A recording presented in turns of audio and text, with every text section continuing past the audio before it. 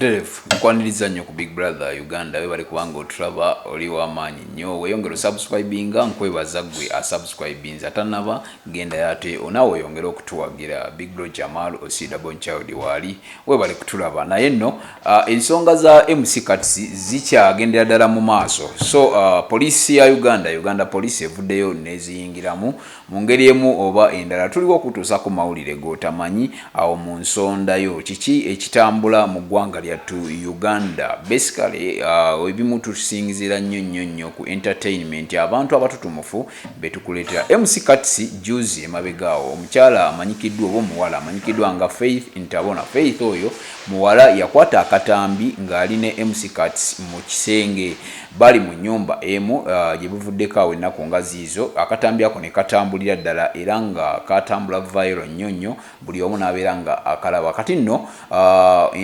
olunaku olw'eggulo Uganda police yavuddeyoko nebaako n'ekintu kyetangaaza neyogera ku mbeera yaliwo olw'ensonga nti omuwala ono yeewaana n'okwewaana n'agamba nti Katsi olimba ani atamanyi MC Katsi olw'ensonga nti gwe toyisa sikaati mu bigambo by'omuwala era nga bw'agamba era n'awandiika n'okuwandiika ebimu ku mikutu egya social media ezize gyakozesa nti Katsi twanyumirwa era Katsi ebintu byonna twabikola ekintu kino nekitaasanyusa bulungi mukyala wa MC Katsi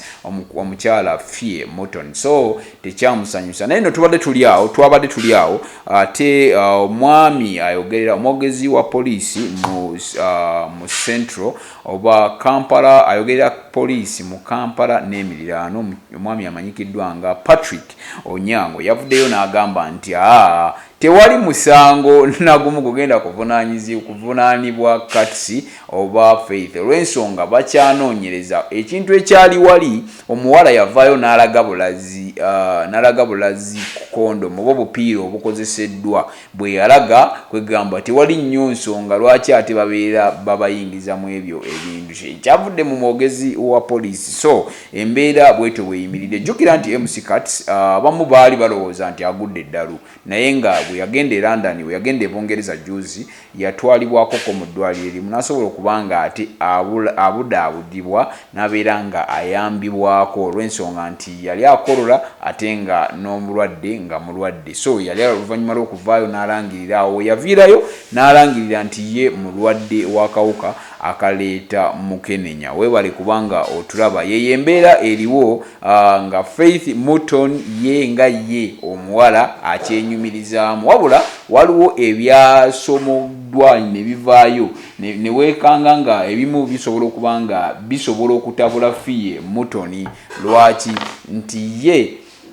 yabadde takikakasa olw'ensonga poliisi yo bwe yavuddeyo negamba tegenda batwalawa naye nga mmwe abawagizi mwe musinga okutabula ku bintu ebitambula ku social media okitegeera muganda wange so weebale nnyo weebalire ddala kubeera ng'otulaba weyongera osubscribinga weyongera okutwagala ebifaananyi ebyo byolaba byebyo bya MC Katsi ne Fille tebali so mu mbeera nnungi lwaki lwa mbeera eyo eri weebale nnyo okutulaba